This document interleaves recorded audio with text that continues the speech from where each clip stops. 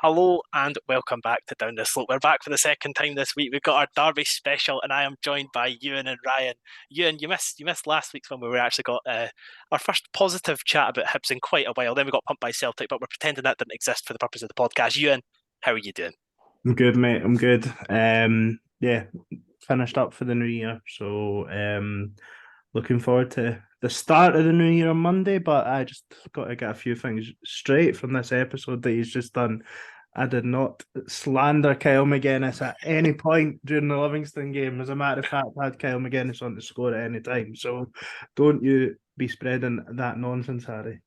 Aye, so what happened there was I have this thing where I kind of connect conversations that don't correlate. So in my head, I was thinking Newell and McGuinness are having a bad game, and someone in the chat said Newell was having a bad game. So in my head, you said that McGuinness Yeah, had a bad game. as far as Um, I remember, the only thing I said in the first half of that Livy game in the group chat was when Cadden scored, and I think it might even been the first message in the chat all half. aye. And I just always said he was a player because obviously me and Liam have had some discussions about Kiss Cadden this Yeah. season. So I was taken aback when I heard that, but amongst other things, but it was a good episode nonetheless. Aye, but before we move on to you, Ryan, Kyle McGuinness, please don't let yourself be played at right midfield. You're wasted there, and it's not fair. But Ryan, how are you getting on? I'm all good, mate. I'm over in God's country just now, Ireland for the New Year, so where better to be, especially when recording this podcast. Yeah, exactly, mate. Well, glad that unfortunately Liam and Greg were unavailable to join us. It's difficult to get everybody, all five, involved twice a week. Coincidence? But um, Shots but fired, shots fired. But yeah, we're not going to bore you guys. We've said this is a transfer special. We're not going to bore you guys with chatting about Celtic, but we're going to have a quick reflection on the year 2022. Obviously, we've had our final game of the season now against Celtic. Any particular highlights from throughout the year? Ewan, we'll come to you first. What was your Hibs highlight in 2022 off the top of your head? The end of last season. Um, No, they genuinely have been few and far between. In 2022, I think Motherwell away in the cup probably stands out for me. Good day out. Fucking stressful morning again though. Don't know if you remember that morning. I had to arrange oh for yeah, use to get replacement tickets because I'd locked myself at the flat before we left. Had to get someone to come up and get us in, and then I think I made it to kick about 30 seconds before kick off, if I remember right. But because was it Liam or Greg had to come out to the stand to actually give you yeah, like hand your Liam. ticket out to you? Yeah, Jesus. yeah. So Liam and you had the tickets, but then so Liam had to come down and give me my ticket. Because they can't. It's cancelled all the tickets instead of just like I should have got them. I just cancelled like 9 of them or whatever because obviously there was a good big group as that day as well. But no, clear. I think that's the clear standout. Like pre-game against Hearts, maybe going to Hampden as well, but then ultimately what transpires after that was disappointing as per usual in that circumstance. But really shite year, if we're being honest. Ryan, anything more positive on your end? Obviously, the Motherwell game was definitely a big positive. We were all there together. That was good fun. But anything else? I would say probably the best things that happened last season happened in 2021 as opposed to 2022. So it's Yeah. obviously beating Rangers, having a few more positive things to reflect on. In 2022, though, there was a lot of lows and not so many highs, so it was a fairly disappointing year as a whole to report on. I just want to give Brody a wee shout out for that Motherwell game. The guys that know, yous know. But that was a good day. Melson obviously scored twice. It was the first game he started. Other than that, I was delighted to see the back end of that season. And then the break kind of gave us an opportunity to get excited again, only to be dumped out the League Cup section. It kind of been a roller coaster again this far. We went on a winning run, and then we've only kind of picked up a couple of wins in like 9 games. So very, very disappointing. Hoping to turn the corner starting as of Monday, but time will tell. I think Aye. obviously this year you've got as much as you're not allowed to celebrate them Boyle's last minute equaliser because like that is obviously a highlight of any team's season. Like a last minute derby equaliser, winner, whatever the circumstances ultimately. But yeah, it's been a really bad year. Aye. Yeah, A year that I think everyone felt as we were coming into the year we'd got over the slump of, we got rid of Jack Ross, David Gray, I think Drew and St Mirren potentially. Yep.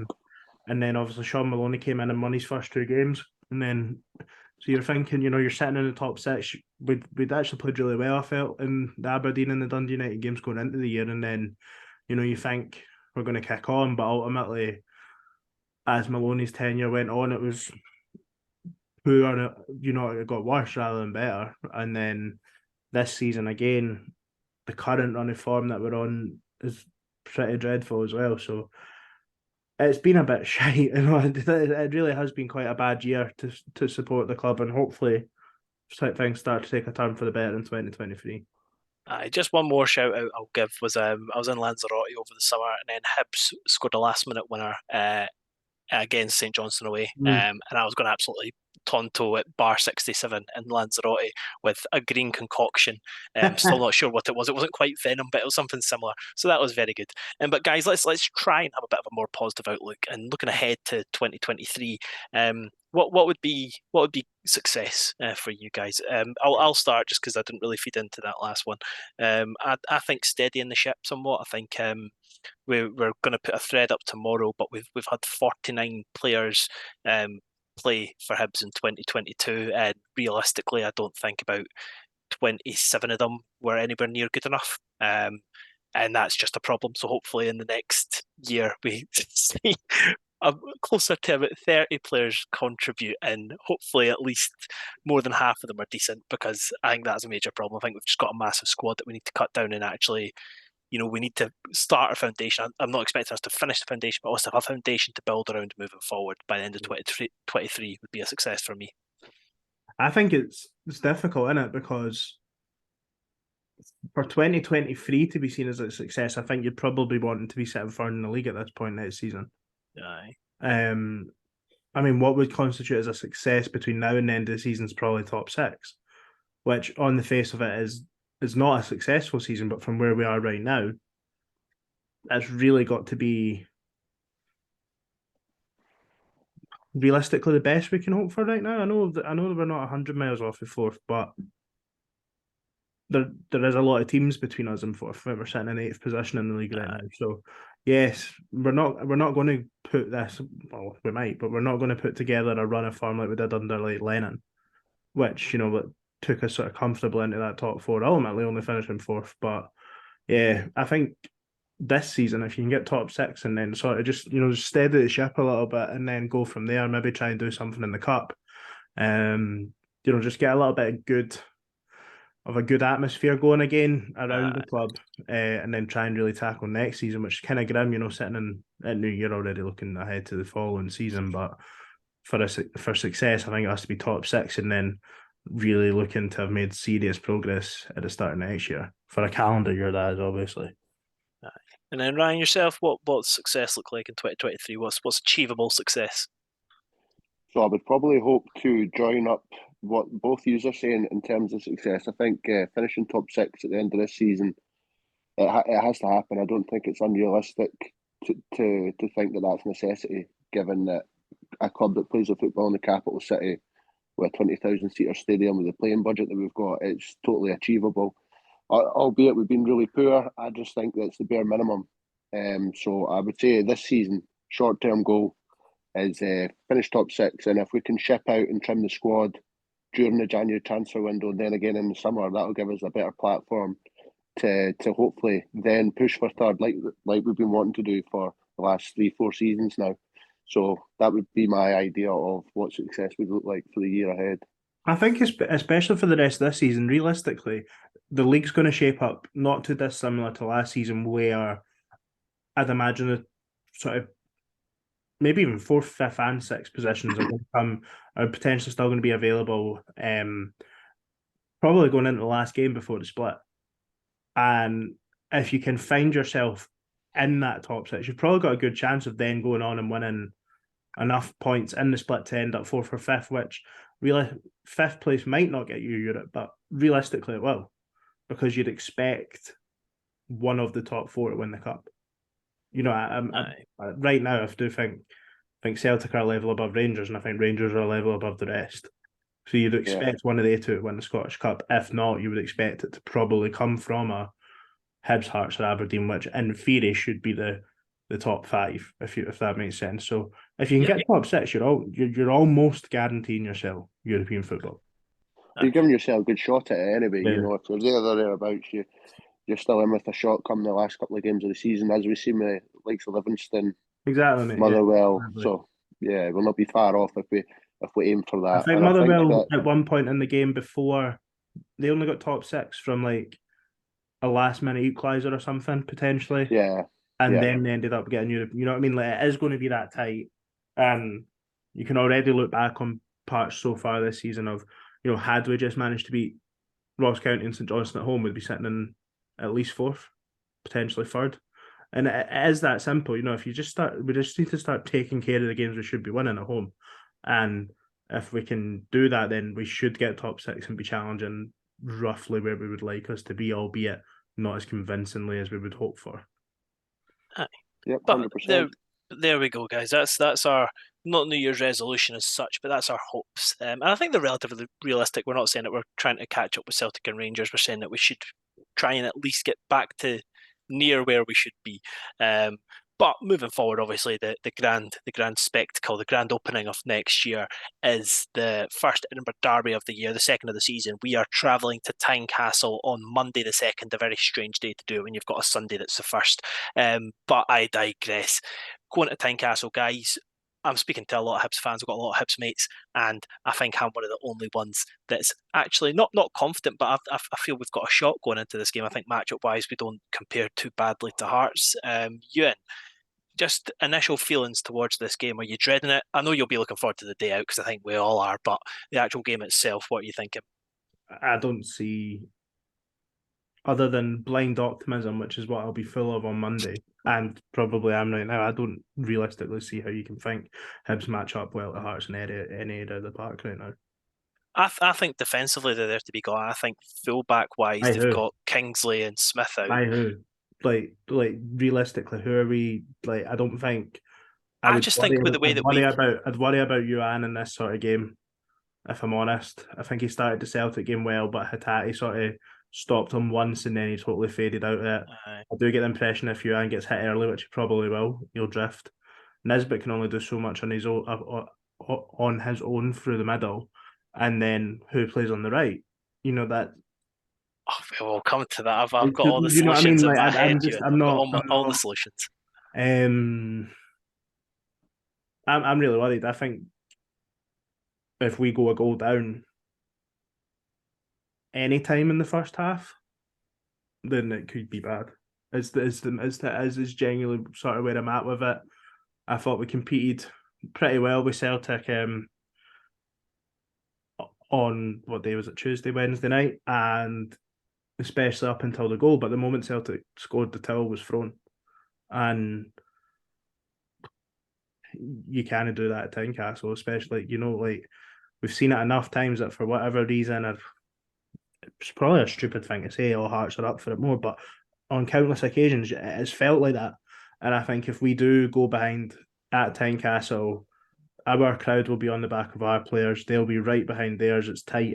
They'll be bouncing, obviously. They'll be smelling blood. And for me, that's always been the difference. I think on Boxing Day under Jack Ross that year, we could have went and they were in. It was very, very similar positions, really. I felt like we could have took 4, 5, 6 off of them that day, but we sort of consolidated and took a 2-0. If they go 2-0 up or whatever, like they did that we did that day, then I would worry. I would really worry. Okay, well, not the positivity. Ryan, what's your vibes? Are you similar to me, or are you same as you? Probably be honest with you. To this point, I've tried to shut out the thought of maybe even losing there or trying to comprehend defeat at Tynecastle again. We find ourselves in a strange position of going to Tynecastle with the third different manager in just 3 visits, which is quite strange. So, you know, it was obviously Maloney's one and only visit to Tynecastle when we got beat there 3-1, I think it was. Dr. Dre Wright scored. He did, and we started well in that match, but as soon as we conceded, we just completely capitulated. And not too dissimilar to what Ewan's saying. I think Hearts or not Hearts, I think whenever that happens, we do look very feeble and very weak. We're very soft-centred, so I would fear that if we went a goal behind quite early, that the floodgates would almost be opening, or they'd have the potential to open. On the flip side of that, though, I would say that, sometimes when teams are really backs against the walls, especially in a derby, complacency can set in for the other side. Hearts might think that this is a game already won before it's even started, which could play into our hands. But then, again, Ewan's kind of saying who are the players that are going to get at their weak points? And to be fair, he's right. If you're saying they're weak in the fullback areas, we're playing Kyle McGuinness out wide. And as good as Ewan can be in spells going forward, I think defensively was very, very poor in the second half against Celtic. It's almost as if he wasn't interested unless he was in an attacking kind of pattern of play. So I don't know. It's hard to be optimistic about something when you've got that deep-rooted fear at the back of your head. Don't get me wrong, I do think the defence is the weak part. I think they lined up with 3 at the back against St Johnstone. Again, Greg, Liam, sorry, talking about 3 at the back or 4 at the back or whatever. I know that's not allowed. But it was Tony Sibbett, Kai Rolls and Alex Cochrane. Like, you can get that if you've got the players to do it. But I think I was saying just before we came on camera here, I seen a clip from Sports Scene where I think Hearts, it might have been their third goal. They played, I think it was 19 passes before they scored.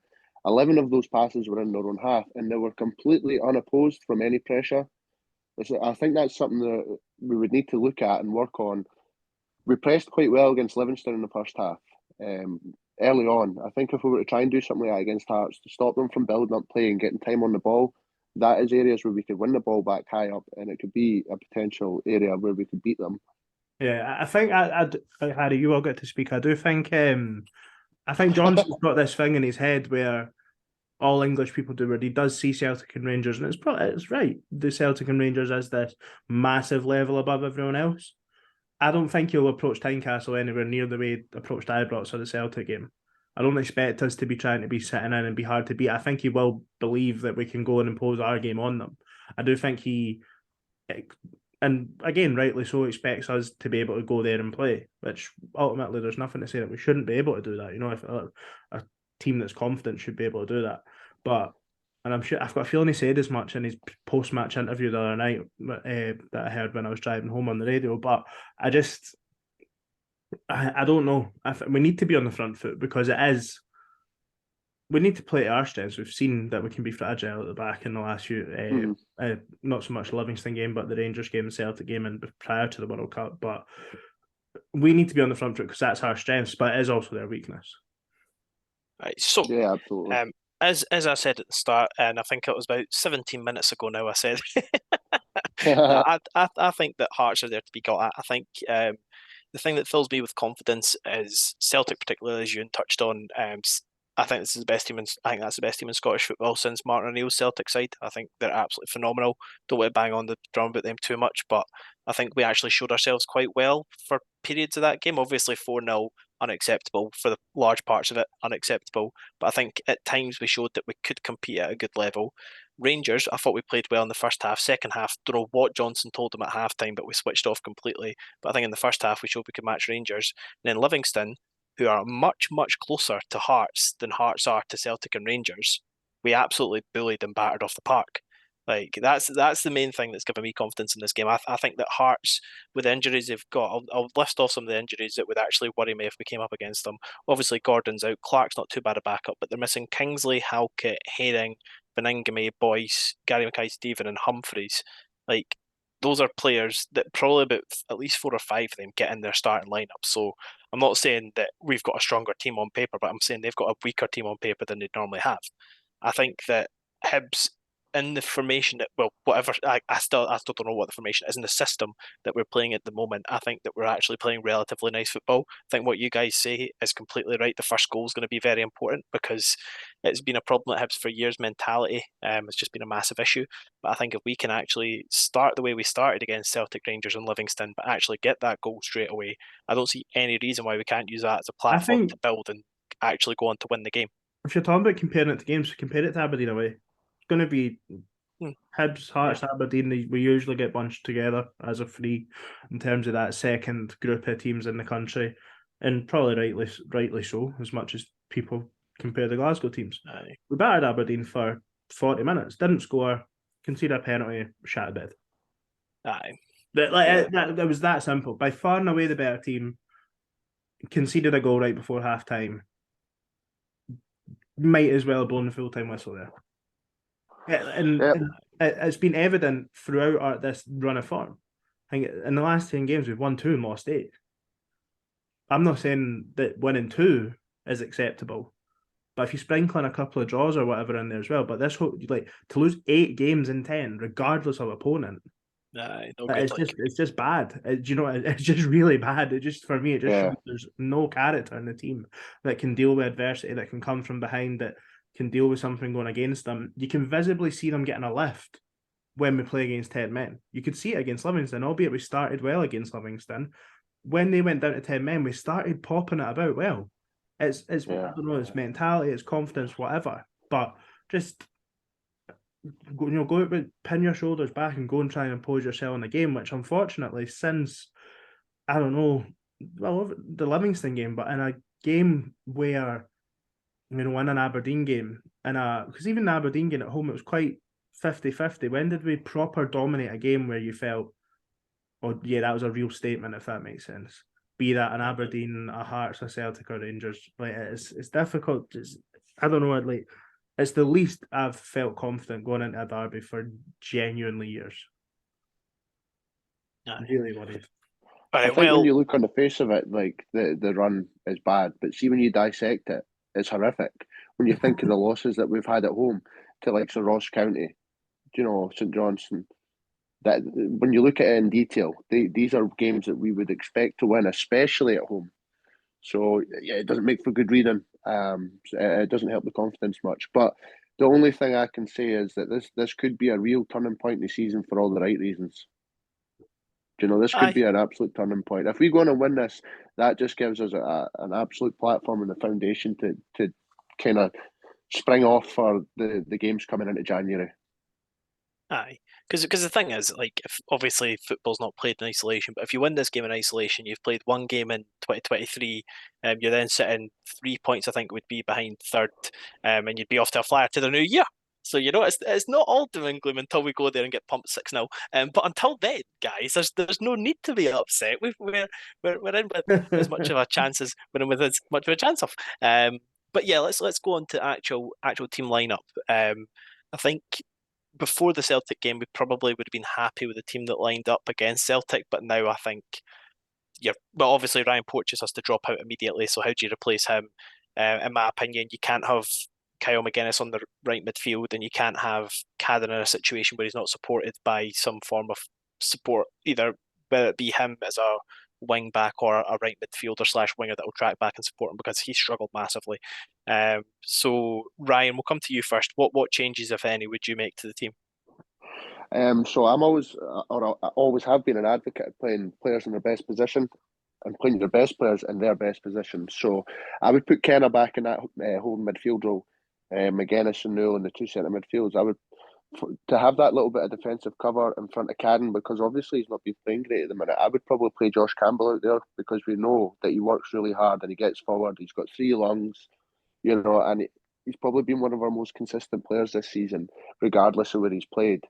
I'm a bit unsure as to whether or not. Sorry to say, Ryan, are you saying to play Campbell at right back or right mid? Right mid, sorry. Okay. I would keep Cadden in at right back, but I think he would have that bit of security in front of him with Josh Campbell. So he's never shy on defensive duties. And as for Ewan, I don't know. I think he's shown us flashes of what he can do going forward, but I just don't know if he works hard enough off the ball, which ultimately we're going to be without the ball for large periods of this game. Hearts like to hold possession for long periods. So, but I would be sure to play Campbell in front of Cadden and have Kenna in there breaking up the space in front of the back 4. Fair. And then Ewan, I'll get the ball rolling for you, and then you can take it on. David Marshall in goals. The rest is yours to decide. I don't know. I really don't know. It'll probably be the same team. but Kenna for Porteous. Like Kenna at centre back? Oh no, because Porteous isn't playing centre back. Aye. I'd imagine that would be the same. Kukarevic, the fact he pulled up, obviously in the warm up or whatever, got pulled out of the squad. God, I hope it's a precautionary thing. But he's definitely not going to be able to start. I don't know. Probably Cadden right back, Rocky and Fish at the centre half, drop handling. Stephen, probably bring Cabrera back in at left back. Midfield, Stevenson, McGuinness, Campbell, Newell, legs, McCurdy and Nisbet up front. Sort of diamond in midfield, or even just a flat four. Campbell and McGuinness in the wider positions, Stevenson and Newell in the middle. Energy. Maybe even though McCurdy, just play Yuan through the middle. I have no idea. Genuinely, that's the thing. The team that we've played against, Rangers, Livingston, and Celtic, has been entirely dependent on Porteous playing. And albeit I don't think it's necessarily an experiment that's been all that productive, I thought Kenna was absolutely shocking when he came on during the week. And I would not want him anywhere near the starting 11. And probably before Livy, I'd probably say playing him, but just the more as the season progresses, the less confident I am in Kenna as a Hibs player. At the start of the season, I thought we played better when he was in the team, regardless of what you thought he'd done as an individual on the ball. Thought Hibs looked better, and maybe that is still the case. But I thought the other night he was so bad. You guys mentioned Henderson when he came on against Livingston, who, by the way, was also bad when he came on against Celtic. But Henna was real bad. I thought when he came on against Celtic, and I can't disagree with that, Ewan. Despite me wanting him in there, I don't know. I just think when there's periods without the ball, he shuttles across well, and there is positive sides to his game. However, they're saying a half in there over him. I think that tells you his confidence I level. know. I do think though, and I've said this from the start of the season, his use of the ball, it needs to improve. His use of the ball is very, very poor as an individual.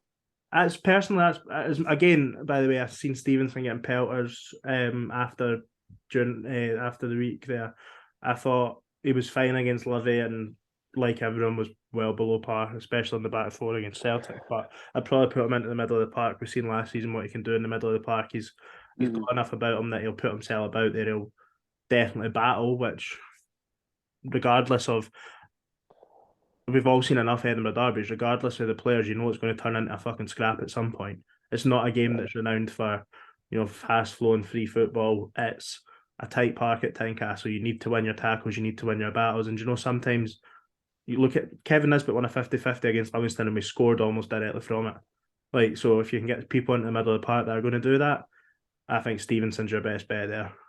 Again, I've said Joe Newell in the team, he's lucky to still be getting named, but again, maybe that just shows where we're at across the park. But you need people in there that are going to fight and run ultimately. And then we've still a little bit of quality in there, Campbell's proven he's worth this. Thought he was actually pretty good against Celtic. McGuinness, we've seen enough of him. We know what he can do in the final third, Kevin Nisbet, etc. So not total defeatist, but we just need to be better, and we need to have more about us in the middle of the park. All right, well, curveball time. I'm picking my team. All right, so we're going to start with Schofield in goals. Joking. Now we're going to start Marshall in goals. Then we're going to play 5 at the back, even though I'm not an advocate for it, I think. With the personnel we've got available, it makes sense. So I'm going to start Chabraya left wing back. Then centre backs is going to be Hanlon, Rocky in the middle, Will Fish at right centre back. And then Cadden's going to be on the right. In the middle, we're going to start McGuinness and Campbell. And then because he's looked so good on the ball, I would say he's probably been our best playmaker since coming back. I think Kevin Nisbet's going to have to play in attacking midfield just out of necessity.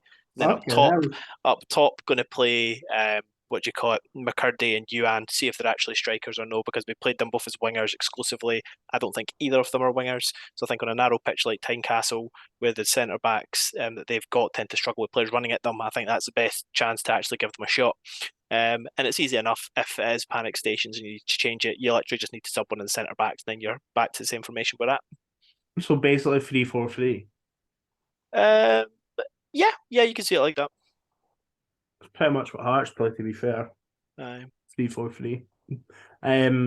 Is that? I think that's what we played at. And again, Liam and Greg will be turning in their beds or whenever they're listening to this. Liam will be dropping weights on his feet if he's listening to it in the gym. But I'm pretty sure we played 3-4-3 at Hampden and got an element of success in that sort of first in the period where we were on top. Because I'm pretty sure Harry Clark and Henderson played off James Scott that day.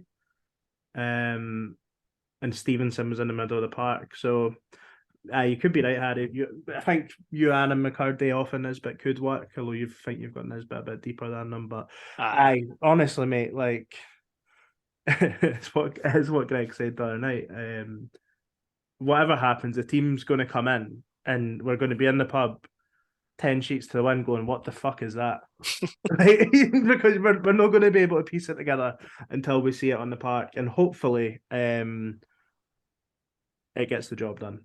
And do you know what? Why the fuck can't it know? As much as it's been depressing and all I've done is moan and kick up a moan about Hibs the night, but why can't we go and beat them? They're no Celtic or Rangers. They're no world beaters. They've had an iffy, they find themselves in third place, probably without playing great themselves, maybe more by default from the formulas in Aberdeen than obviously they've had to win the games themselves. And if you look at how many last minute points in that they've got, especially out of penalty, like fair enough, like you don't choose to get awarded penalties, but I think Shanklin's hit like 5 penalties this season or something. I don't want to be like the decisions are what they are, but their goalkeeper broke his leg, but should have been sent off and given away a penalty. He ended up in Team of the Week, and they got a penalty after that when Shanklin just felt the flare. So that's realistically a point there where they probably shouldn't have got it at Tannadice. The St Johnstone game, to be fair, they looked pretty comfortable from what I've seen, but although I think St Johnstone did miss a penalty. But yeah, look, Hearts will do what Hearts do. They'll as much as the foul tables and stuff, I think they're bottom of it and we're top. So maybe we are the bastards, and maybe we need to embrace that more. Let's just go and kick them off the park. They used to do that to us. Kick them off the park, get a last minute winner. Everyone goes home happy. You know what I mean? I like Sounds it. like a plan. All right. But Ryan, coming at you for a score prediction, mate. I think whoever scores the first goal is going to win. Not necessarily 1-0, so I'm going to go 2-0 Hibs. Could never predict a loss. Of course. You and yourself? 2-2. Hibs will be 2-0 up. Chuck it. Oh, that's not nice. But I'm going to be similar. I'm going to say 3-2 Hibs. 3-2 Hibs. We're finally going to get that derby that we say is actually going to be a good game for the first time in ages. We say it every single time and it turns out to be a I think Hibs are going to score within the first 10 minutes, by the way. I can't wait to hear the podcast the following week if Ewan thinks we're going to throw away a 2-0 lead. Oh my God. I'm busy that day, mate. Oh, no. Sorry, listeners. Just a pre-warning. If it's 2-2, good luck. Aye. Good golly gosh. But there you go. There's our predictions. And then just one more question, and we'll do listener questions. I was going to do a why the derby is special to us type theme, but I think we've done that before. So, where is your favourite place? Where's your favourite position to sit at Tynecastle, and what memory do you have that makes that the best part of Tynecastle away to sit at? I'll start. I like in the bottom section. I think the bottom tier is always the best part to sit in. By the way, you just have a wee chat about that? Who the fuck are they trying to kid me tiers in that stand? By the way, is it 3 rows or something? It's either there's 8 rows. It's like us. It would be the equivalent of us calling the front 4 or 5 rows in Nice stand a tier. Good. It's just a set of steps, man. That's it, and it goes into the concourse. It's not a tier. It's a fucking dive, man. It's an absolute fucking dive. I feel like a cop stand, innit? It's one continuous stand. That's it. It's not tiers. But I'll go sentimental here, right? So do you remember the 0-0 draw last season, the first Edinburgh derby last season? We drew 0-0. And I sat kind of in that lower tier, let's call it, near the corner flag. And that was the first time I ever met Liam. So that's my favourite spot. I can't even fucking remember that game at all. Oh, Macy and Gordon were Mason Gordon. So that's aye. my favourite place to sit in Tynecastle Oh, because we that's never got cute. beat, and it's led on to meeting loads of nice guys and being on Ah, this. And I can't even remember where I sat for that game. I can remember my three main highlights at Tynecastle: the Hanlon equaliser game, Heckey's win, Jack Ross's win on Boxing Day, all of which I think I was all middle to back. Other than the 2-2 game, I was maybe first couple of rows in the upper tier. But I'm with you, Harry. I think being that bit lower down, which is where I think we all are, this time round, I feel like that's where you get the best atmosphere, and luckily enough, you can see less of the game for there. So you've not got as much a clue what's going on. the Boxing Day game was phenomenal. Phenomenal. That's probably my highlight. Is that was a boiler one, wasn't it? But yeah, and I Boyle think Derby, aye. that's what I said earlier though. Like, I should have pumped on that day. Like, and Go for the jugular, mate. I say it you all the time about teams letting their foot off the gas. Like, do you think that they would let their foot off the gas with us? no, Don't think well, so. that's what Don't think so. later that season, the last game at Easter Road before COVID, they were 3-0 up. Obviously, I think Halbert on, but like for me that was Jack Ross though, wasn't it? That, you know, for people, everyone will have their own ideas of opinions. Sorry, Jack Ross at the time, and probably some people's opinions of him will have changed since because of what's followed. But that was Jack Ross over the bat. Really, we won games, but we never really pumped anyone. He was quite a conservative manager in the sense that he would look after the points. Obviously, a few times that came back to bite us in the arse, and I think it did at Sunderland as well. But that day it was fantastic. But in hindsight, for sure, it was a definitely missed opportunity, being 2-0 up inside sort of half hour or so, if it even was that, to really go and embarrass them. Which unfortunately we didn't do. Had a few chances later on in the game to add to it as well, but yeah, disappointing that we never done that day. Yep, absolutely. But yeah, now we're going to dive into, guys. It says Harry's favourite time of the show. Listener questions. At one point, I'll do that, and everybody will cheer along with me. Hey! Yes, come on! All right, first question's coming in from Gavin Dick 15. He said, "Do we bring Chabraya back in and drop Stevenson?" Not hopeful, to be honest, but anything can happen in a derby. I think that second point was separate from the question. Personally, do I think Chabraya deserves to be back in? No. But on the system that I'm playing, I think it would work better with Chabraya in it. On the whole, do you think that Stevenson should be dropped for this game? No. Only way Chabraya comes back in for me is if Stevenson's playing in midfield. Ryan, your thoughts? Yeah, listen, I shouted for Kenny to come back in, but that was purely because I didn't think Tobias merited coming back in. But yeah, if Stevenson was to play in that defensive midfield role, I'd be happy enough for him to play. I don't think he's very good at wing back, though. I'd be happier if it was a flat back four, when he played left back. Again, I don't want to like keep calling players out on that, but Stevenson's been getting a pile of abuse since Wednesday, and Chabraya's two of his last three appearances, he's penalties. He's given away almost identical penalties that are absolutely pathetic to get away. Just no having any awareness. I don't think you guys touching it. The penalty gave a great way against Livy. What the fuck is he doing? I know we're 4-0 up at the time, but what are you doing? I think the one at Kelly was equally as bad, though. I mean, I know there was a lot of debate whether it was a penalty or not with it being outside the box, but it was very poor. Very and then poor. Sandwiched in between that's a game at Ibrox where he genuinely had a disaster at Ibrox. Yeah. No, I agree. I'm going to say this now. I don't think I said it at the time. I think he'll be away in January and I'd be all right with it. Controversial. I'll say it here. I was going to say, you want to hear that. Good save. You'll get some angry messages in the WhatsApp group, but you can deal with that separately. All right, and then John Fife has asked, obvious one, how much are we getting scudded by? Alternatively, how do we line up to stop a scudding? I'll tweak that. One, should we be trying to avoid a scudding, or should we be playing at them and trying to go for the 3 points? Should be trying to avoid the scudding in every game, but no, we should be going to win the game. We should be going there to impose our style of play and win the game. Yeah. I don't know what our style of play is recently, but whatever that is, we should be going to try and win. Ian's right, man. Nothing good ever comes from trying to avoid a scudding because you end up just sitting back and allowing teams so much space to play. Nothing good can ever come from trying Look, to avoid a if Lee scandal. Johnson's got the balls to go to Celtic, open up and have a go at them, then I think I might give him a little bit of credit and say I think he might have the balls to do it at Tynecastle. I know it never worked out at Celtic, but Hearts aren't Celtic. That would be my thoughts, and I'd be surprised and disappointed if we were just to sit in.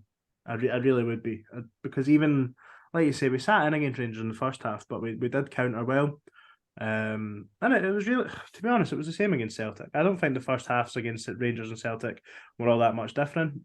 You know, we had a couple of good chances in the first half against Celtic, didn't take them? We took them at Ibrox. You know, that was the difference. But I'd be really disappointed if he went with the shut up shop. Yeah, really, really. Do you know what? See, if he does do that, then and the result didn't go the way that he wants, then you'd be under even more pressure. Well, I was just going to say that I think, given the run of form, etc., he's probably got more to gain than what he does to lose. So you would think with that in mind that he would be going there to try and get 3 points. You know, I think he needs a win. He really needs a win to kind of keep the knives from coming out even more so. Well, speaking of the knives coming out, Parmaham 2 has said, we arguably have the worst squad and worst manager in the league, and we're definitely the worst performing team at the moment. So, why is Lee Johnson and our recruitment team still in a job? Thank you, Parmaham, for the question, but I'm not too grateful for the negativity, even if it may be slightly just. I don't think we've got the worst squad in the league. Yeah, I don't think that's accurate. I also don't think we've got the worst manager in the league. I think there's a racist that's hopefully getting sacked soon since he's touched the bottom. I would say that we've probably got about the 5th or 6th best manager in the league. We've got a top 6 squad. We've got a top 6 squad. Though. We definitely do. Some of the quality in there. I think we've been unfortunate, especially the last season and a bit, of not having our best 11 players fit all at the one time. Nisbet comes back in. Boyle's out for the season.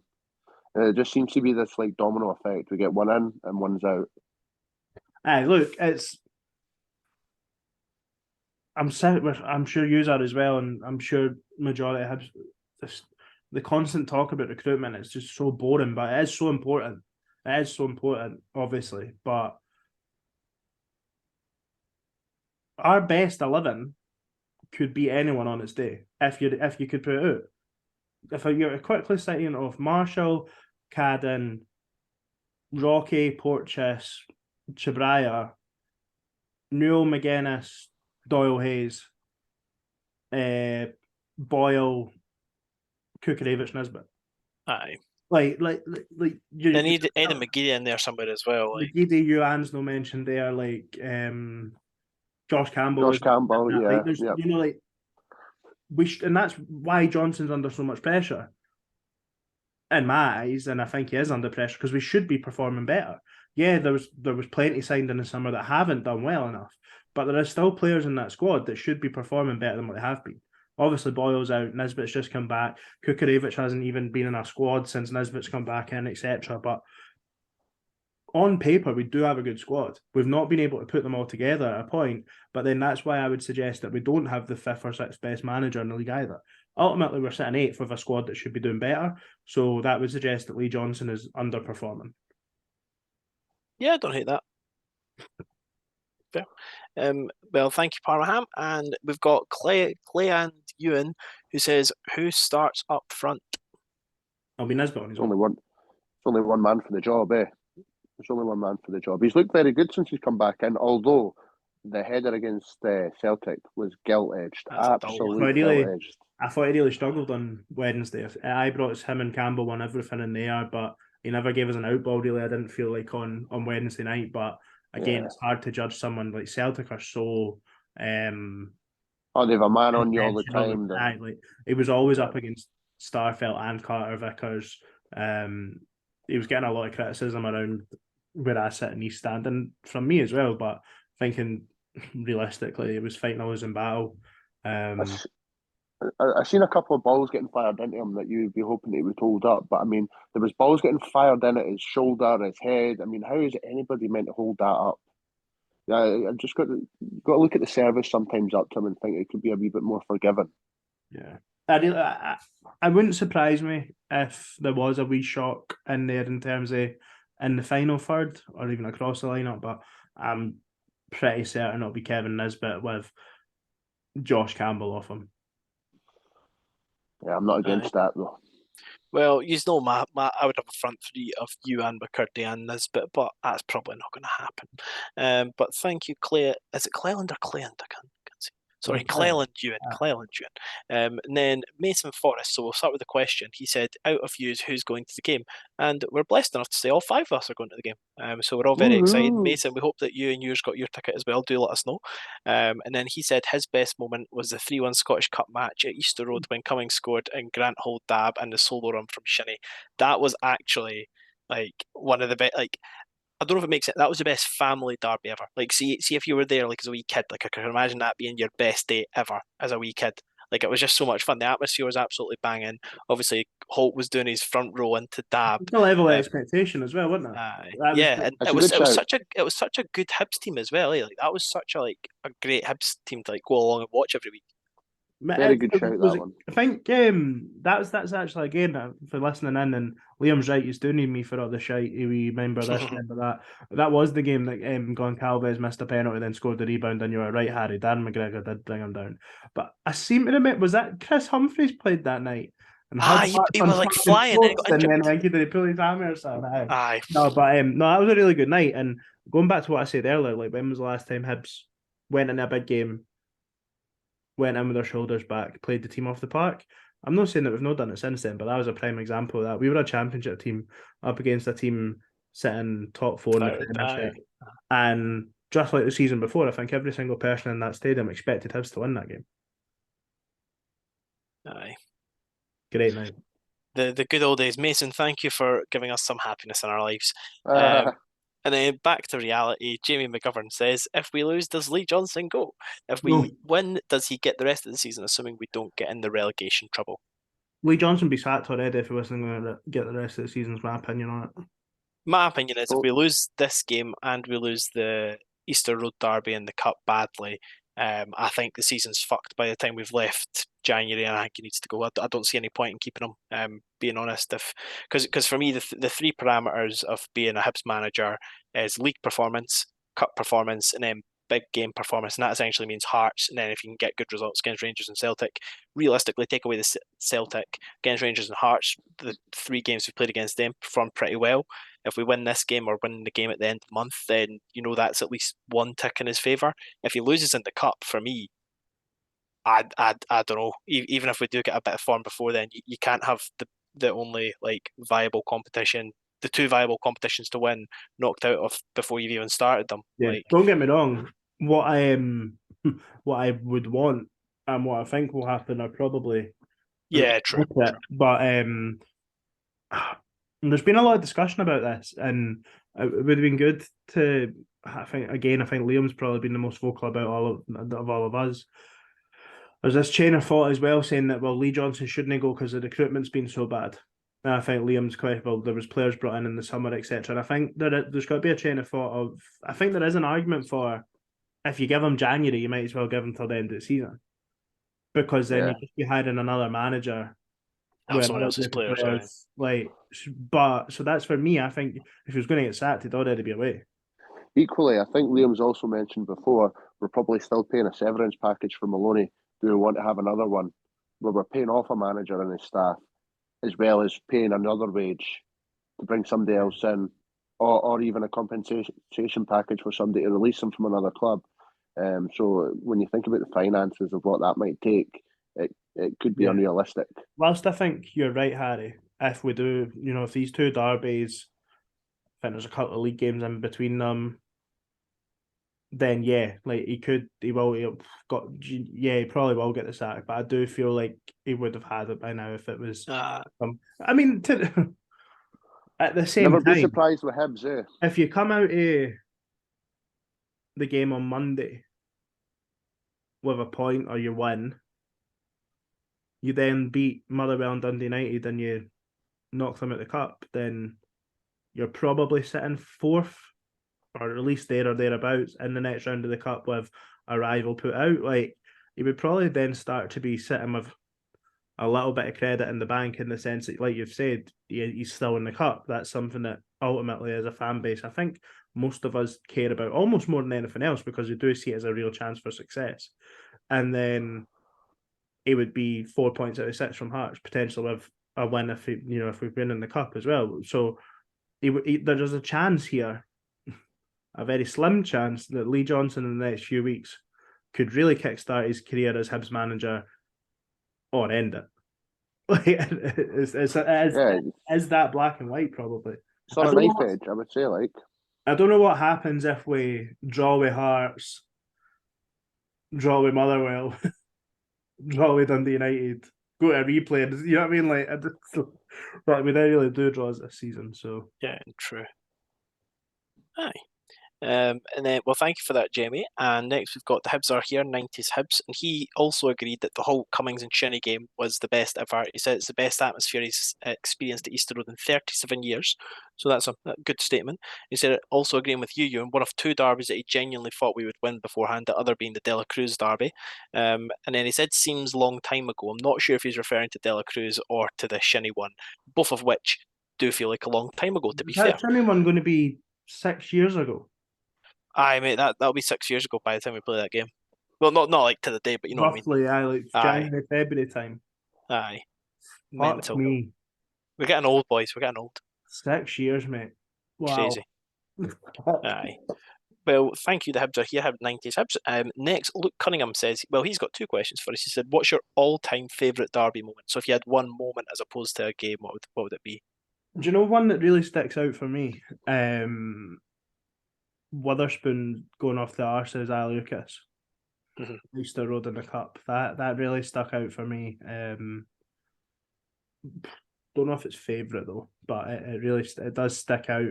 I remember being properly buzzing after everything that happened in the sort of previous 6 to 7 months, or maybe not even that long. I know, because it was first round of the Cup, so it must have been quite a bit before that. But favourite one moment. Ooh, I don't know. I'll go with that. Aye. Ryan, what's yours? in isolation, Riordan scoring a penalty at Tiny. Solid. Late winner. Aye. Unbelievable. My one, I've probably said it on the pod before, but I was lucky enough to be at the Caldwell winner, 93rd minute, I think it was, and the guy next to me had a inflatable dinghy like you would wear when you're floating in the pool, and he smacked it on my head when we scored, and it literally got stuck, so we had to pop it. And I just thought that was really funny. And then obviously terrible. I don't even know what Caldwell was doing, but it somehow floated into the top corner, like hit it with his shin, even though the ball was on the ground, and it still somehow managed to hit the back of the net. It was just sensational. It was unbelievable. What? It was a good finish. Aye, but it was completely accidental. He tried to kick it with his foot and then he's accidentally shinned it somehow. Unbelievable. What a guy. But yeah, so thank you. And Luke also said, is it worth me skiving work to watch the game on Monday? Absolutely. Luke, we are endorsing you. Depends who you ask. Depends who you ask. Depends how plastic he is and who he asks. Ooh, getting called I'll out. compensate your wages, bud. Get that game watched. Aye, fuck your work on Monday and get the game watched. You have got a DTS stamp of approval, mate. So Hello, try and find an illegal way to watch it. Fuck you and they cunts a tenner. Aye, oh God, aye. Can you watch it on Hearts? Can you pay for it? Aye. Oh, we should probably tweet that out, by the way, because I didn't ken that. Well, we should try and tweet out websites. Because that's why that Albion bar thing, 20 quid, I think, because because the £10 for the game. They were charging. They told Hibs that you can play it, but we want £10 a head for everyone that goes. Why doesn't somebody just take their Fire Stick down, man? Bang it on the big screen. Everybody's a winner. Right, guys, here's a request. We obviously do not endorse illegal streaming, but if you do happen to find a site, if you DM it to us, we will share it to people who also want to report that site. So do DM us any links like that. We will definitely. Hold up, Harry. Just share that clarity. Who the fuck's doing the passing on it? What? Who's going to be looking at the fucking Twitter account on Monday? Like. Aye, but just in case. But yeah, if you need us to help spread things, obviously privately, that we can all ban it together, then we will get ban that link. We will ban that link. Don't worry. I'd just like to say, if you're a Hibs fan and you're working on Monday, if you didn't put a sickie 2 days after New Year and there's a derby, come on, lads! Come on, look, Come get that time off. on! Get that time off. Ian, work comes first. Sean Steele has said, "Am I going mad, or did Brian Kerr score in a derby match?" He did. He did indeed, and then he also followed up with, "Christ, how bad was he?" Absolute torture, by the way. Yeah. He wasn't the greatest of players. And then he said, Sean also asked, who's your most hated player that's played for both, I'm assuming, both Hibs and Hearts? Do you think this means players that have played for Hibs and Hearts, or a hated Hibs player and a hated Hearts player? I think, no, so like a Mikey Stewart, for example. So Mikey Stewart's mine. Like, even if the question's both of Ewan's ways, I still fucking hate Mikey Stewart more than any of them. I've changed my opinion on Michael Stewart. I don't mind him as a pundit, but as a player, he's up there. Don't we think anybody else? There's Mitchell Mitchell? No. Oh, that's true, actually. That's true. To be honest, he's getting close to that with these sympathy, Instagram posts for himself. Adam Eckersley can fuck off. Can you just touch on that Instagram post there, because I think there's probably a few folk that want to know your opinion on it. I've not got anything against him, Richie Mitchell. I don't hold the fact he played for Hearts against him. It's just, you're a professional football player. It's a fully grown adult. Stop putting up crying emojis on Instagram. Start training harder and you'll get put in the team. It's literally that simple. And earn a place in the team. Don't be a baby. Like, see if you were a teenager and that, like, fair enough, but you're not. You're a fully grown man, Dimitri. Get over yourself. That's my opinion on it. There isn't any one player in that squad that has a divine right to start every game, especially based on what he has or hasn't done for Hibs since he's been here. So, he got 30 minutes against Ross County, then couldn't he complete the other 60 because his missus had just given birth? Was it him that gave birth, was it? No, I didn't hate Dimitri Mitchell, but definitely no. But I was disappointing though, very disappointing to see. I didn't even see it. I think Greg seen a tweet about it and shared it or whatever, and then that was the last I'd sort of heard it. And I think I messaged saying I assume he's not in the squad. And then the next thing I noticed was he was out warming up at half time and Kukarevich wasn't. I was like, wait a minute. Something ain't right. Yeah, who was that boy that we had?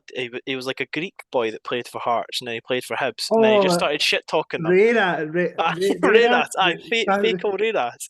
I like that boy. He had nothing to do with Hibs, but he hated Hearts. Like, did he even play? I'm sure we had him on like a 6-month deal, but I don't actually know if he made an appearance.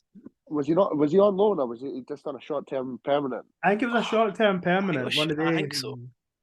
I think it was it the year we were still in the championship as well, maybe? It might have, but every game he hates him, like. I've got a feeling he was in the team. Know how that 3-1 game we're talking about? I think he was on the bench, maybe, in the 0-0 game at Tiny. It was like his first game, and I can't fucking remember. I don't think I think he came off the bench, if I remember rightly, in one game, and he was fucking awful. But you can when people are like, "Oh, you just need people to hate them." He understands. He hates them. He's a good lad. He's a good lad. But yeah, we didn't really answer your question, Sean. But we tried to reminisce over some people that have played both ways. So I hope that helped. I did. That's a Mickey Stewart. Adam Eckersley. Okay. Adam Eckersley. Aye. So you're the only one that's. You're the only one that never answered your tip. The only one of them that I've like Adam Eckersley's too irrelevant, to be honest. So the only one that's relevant enough, I'd say, is probably Mikey Stewart. So I'd give him a vote. Because he looks like. Do you know? Whenever I think of Mikey Stewart, the only thing I can remember is when he got sent off for Hearts, he tried to kick a water bottle in the tunnel and he fell on his arse. That was Hamilton away, wasn't it? Oh, crap. That was Hamilton away, but anytime I hear his name, I just get a wee flash of that image and he stands up as if to check if anybody's seen it, but the whole world's seen it. Camera's right. Speaking of Mikey Stewart moments, my favourite one, can you remember when we pumped Aberdeen? I think it was the cup run we won the cup. Mikey Stewart scored that. No, was it St Mirren? Mikey Stewart scored the screamer from outside the box. Was it Aberdeen? It was Ollie, aye. But see on that, like, you know how you've got the, like, when you're watching a game, sometimes you can hear the managers. Was it John Collins that was the gaffer then? Yes. Aye, because all you could hear on Sky Sports when he scores it as John Collins. Yeah, beauty. And it was one of those things that me and Bex will occasionally say it to each other, but nobody else understands. But I remember that for that. To be fair though, that goal was beauty. That was some goal. Oh, it was They fucking shinned it. Talking about Ross Collinsville. We'll take it though. We'll always take them. But we've all got a couple questions left. This one from Beagle Brian Walker 3179 who said, "How many 2 parts? First, how many penalties will the Gunts get? 2. Like, how many penalties will Hearts get? 2. 2. Oof. Ryan, how many are you thinking? Oh, they'll get at least 1. All right, and I let's maximum of also 5. Throw himself like Hearts will get 2 penalties and Hibs will get 2 sent off. Jesus, not a good day for Hibs then. Let's put it to what do you call it? Penalty bingo. Then we'll steal off Fatus Prickus and what he does for Rangers. Let's do Hearts penalty bingo. I'm gonna say they'll get one in the 91st minute to make it 3-2 to Hibs. Because it will be a consolation goal from Shankland. Right, this is how the game's going to go. Hibs are going to go 1-0 up inside 10 minutes. Then Hibs are going to be 2-0 up at half time. We're going to come out, start the second half slow. As we do. Rocky's going to get a straight red and a penalty at Hearts in about the 50th minute. Marshall will save the penalty. Hearts will then score at about the 65th minute, and then they'll get a penalty with 2 minutes to go, and it'll be 2-2. I don't like this game very much. Nah, I I like the first half. We'll keep the first half. Ryan, what about you? When's your penalties kicking in? About the 37th minute, they'll get a penalty. But as I've predicted a 2-0 win, they're either going to miss it or Marshall's going to do what he does. They will get put my house on Hearts getting a penalty on Monday. It's Beaton that's the ref, eh? I think so. Is it John Beaton? Well, there you go. He will definitely give a penalty. Aye, and then Brian also said, "My best derby memory was a last-minute headed equaliser at the Pink Bus Shelter many years ago by Ali McLeod." McLeod. John Beaton. Wait, sorry. No, wait, it's no John Beaton. It's Nick Walsh has VAR. Kevin Clancy. Oh no. Kevin Clancy. Clancy in the middle and Walsh on VAR. Jesus Christ. Well, Brian, I'm going to repeat your memory because it was rudely interrupted by referees that we don't care about. So Brian's favourite memory was last-minute headed equaliser at Tynecastle many years ago by Ali McLeod. McLeod, MacLeod. McLeod. What is your issue with names, mate? What's your issue with attitude, mate? Christ. So Greg was getting it on Tuesday. Ewan's getting it today. I'm just glad I've escaped the wrath of Harry. But guys, Ryan, does that ring a bell for you? That goal? He's not given a time frame for it, so I'm not sure when it was. It was before my time. Man, I'm 30, and I'm sure Ali McLeod was like the Scotland manager in the 70s. All right, so maybe even you would remember that one with your pet dinosaur. But then we got a question from AKA Rabbi Amrab. He said, we've kind of answered this one. How bad a pumping will this one be? And the Galloway Arab said, I think Hibs are in real danger of invoking a Butcher-esque implosion this season. So 2 very positive people there. Just go check. Wait, what was the name of the last question or the last statement? What was his name? The Galloway Arab. I was a Dundee United fan. So I was going to say, don't read too much into that one. Yeah. I don't think. As much as I've been critical, I'm not scared of relegation. No. We had such a laugh when we were down there. It was so much fun. No, I just don't think it's going to happen. Oh, right. I know that too. No, I was speaking to Liam yesterday. I was saying that I just don't think that we're in that type of space. Realistic. I think the teams at the bottom, we're in a bad league this year. Realistically, I don't think. I think Celtic and Rangers, well, Celtic particularly, look really good. Well, we call it a bad league or a good league. It's just the league, mate. For me, it's a good league. Everyone's capable of beating everyone. I think that makes it a good league. Yeah, true, but poor quality is the problem. We say it's a shite league if Hibs aren't doing well, and if Hibs are doing well, we say it's a good league and we're class. Let's call a spade a spade. I would always take solace in thinking that there's 2 or 3 teams that are worse than us. I'd look at Ross County, gone, terrible. I think we're better than St Johnstone, Motherwell. I would say there's going to be worse teams than us come the end of the season. I think we'll be fine in that regard. I really do. I think we'll win enough games. I was thinking about this driving home after the game on Wednesday. I was like, we'll beat enough teams at home, but then I was like, well, who's worse than us? And I was like, County, fuck. Beat us. But I was like, Kelly, fuck, beat us. Like, yeah, but Dundee United, fuck, beat us. But no, I think we'll be fine. I really do. I'm not worried about that. Right now, I still think we'll finish top 6. Is my genuine opinion. But I think we'll scrape it. But boys, I don't want to end the pod on a negative question. So this can be about Hibs, it can be about further life. What's one thing you've been grateful for in 2022? By the time folk are listening to this, it'll likely be the last day of 2022. So looking back, what's your fondest memory of the year? I need to be careful here because a lot of amazing things have happened to me this year. Out with Hibs, it's genuinely been probably the best year of my life. So very grateful for everything that's happened. Grateful for all the people we've met for doing this. Grateful for getting to spend this time with you guys every week. But one thing I couldn't narrow down, 2022 on a personal level has been fantastic. I think it's been a really good year for the podcast as well. Yeah. Ryan, yourself? So this might be a bit soft for Greg's liking, but I'm very grateful for having the opportunity to come and join Down the Slope with you four guys on a regular basis and becoming good friends with all of you individually and as a collective. So I can't thank you all enough for that. I've been very grateful and honoured to do so.